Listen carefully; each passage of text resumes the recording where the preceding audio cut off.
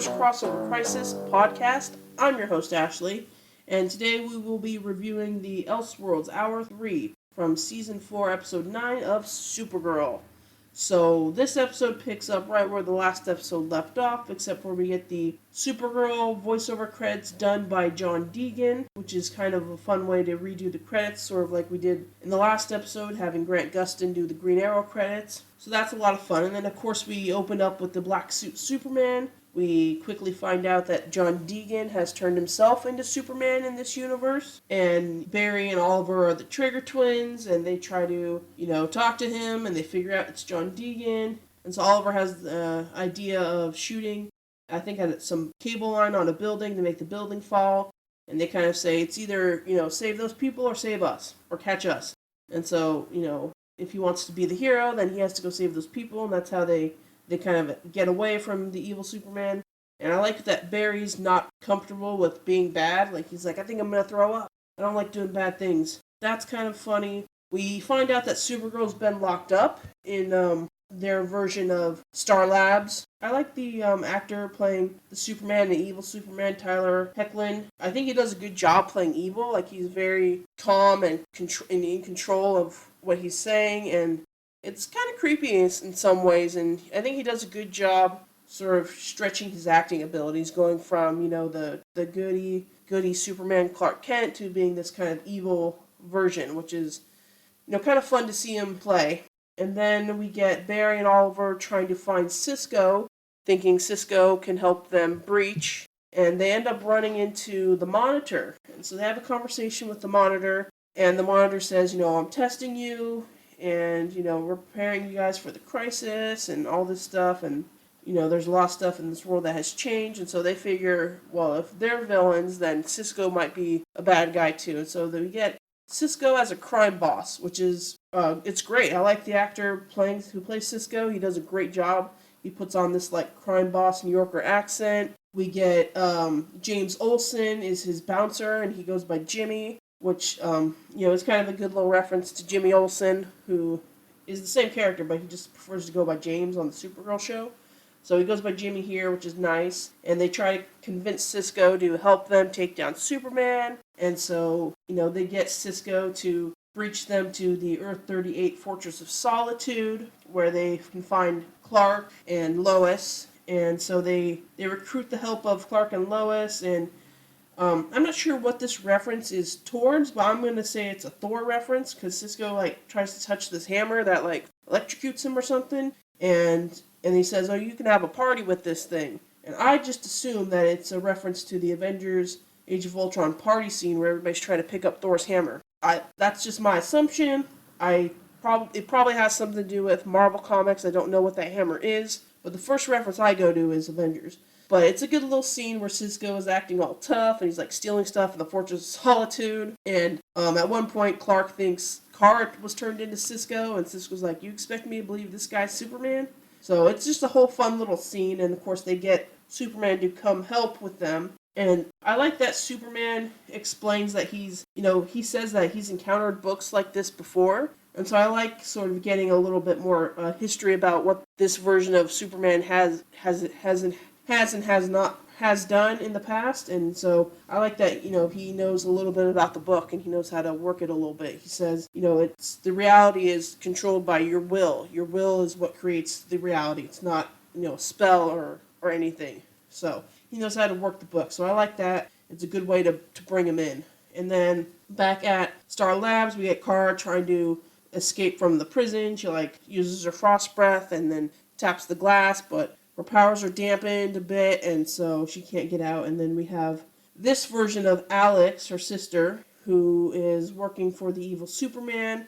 And so she eventually talks to Alex and tells her all about the Alex on Earth-38 and how awesome she is and all this stuff. And so then Alex eventually believes her, and she, lets her out of the cell. And then Cisco breaches everybody back, and so they all team up again to fight evil Superman, and Cisco kind of just leaves in the background, not my fight.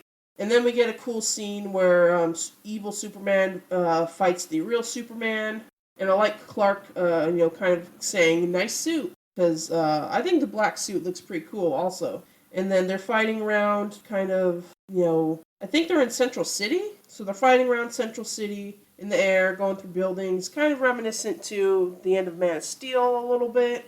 And then we get a random girl in an office building just shouts out Bizarro, thinking it's the Bizarro version of Superman. So that's kind of a cool little shout out right there. We got Bizarro Supergirl in the first season of Supergirl. So that was kind of fun. And then they go to the Time Vault, which the evil version of Superman is calling his Fortress of Solitude. And so they go to the Time Vault, and they get the book, and Kara tries to open it, but she can't. She's too weak, and also she doesn't know how to use it. And so they try to bring the book to Clark, and so Clark grabs the book, he opens it, no problem, and he uses it to fix and rewrite the reality. And so it's a good moment for Superman. I think people overlook that Superman is the one that does this. He's the one that knows how to use the book. He can fix things. And so it's a nice moment. And then, of course, we get evil Superman comes in and tries to get the book. And he uses, the super clap thing, which I noticed Kara used, I think, in the Invasion crossover. And we had never really seen it again, but here it's used again. And so evil Superman gets the book back, and he runs off, and then we get Kara, Clark, Oliver, and Barry trying to come up with a new plan. Barry suggests that he and Kara run around the Earth and, at opposite directions at their fastest speed to slow the Earth down. Kind of a reference to Superman the movie, where Superman goes spins the Earth back to reverse time type of thing. And, Clark says, don't do it, you guys will die. But they decide to go do it anyway. So Oliver goes to have a talk with the Monitor to try and rewrite their destiny, because the book is the book of destiny. And Clark says, he saw in the book that if they try that, they'll die. So that means it's their destiny. So then Oliver goes to negotiate with the Monitor, and we sort of don't actually see what Oliver negotiates, so we don't know what Oliver proposed to the Monitor in return for saving Barry and Kara's life. Oliver says, if you're trying to test us, then you're kind of stupid, because Barry and Kara are the best of us. And, I was thinking, Kara's not even of this Earth. Kara's from Earth 38. And why isn't the Monitor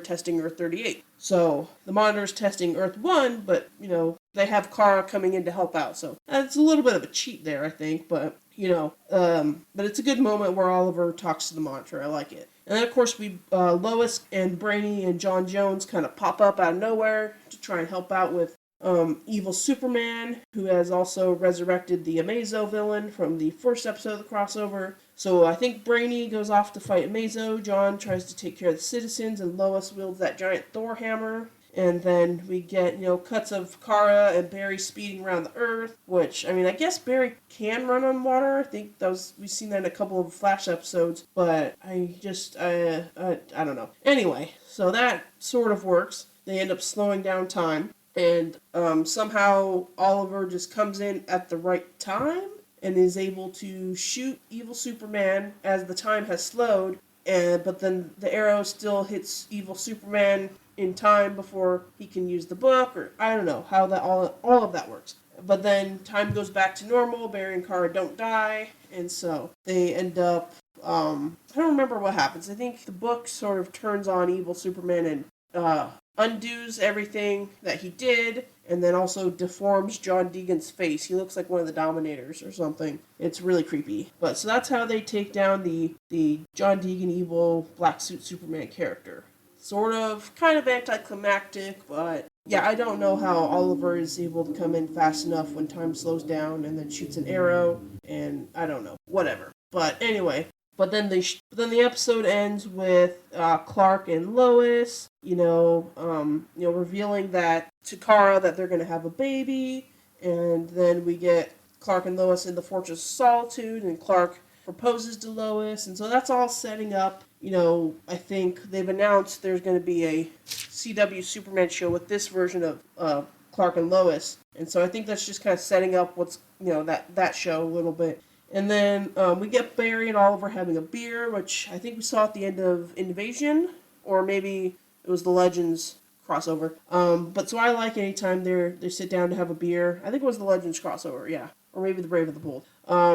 But so they sit down, have a beer, they reflect on each other's lives, they have a deeper appreciation for what each other has gone through, having have switched lives with each other, and it's just a great little moment. And of course, Oliver doesn't want to hug Barry, which is funny. But I really like their scenes together a lot. They've come a long way since that first crossover, and so this is just kind of another good way to show that. And so I hope in the upcoming crossover we get some more Barry and Oliver moments like this, because I really do like their relationship. And we get Oliver sort of, him and Felicity sort of patch things, and Oliver says, like, people grow, people change, but I'll always love you, that won't change. And so they kind of patch things up, so good for them.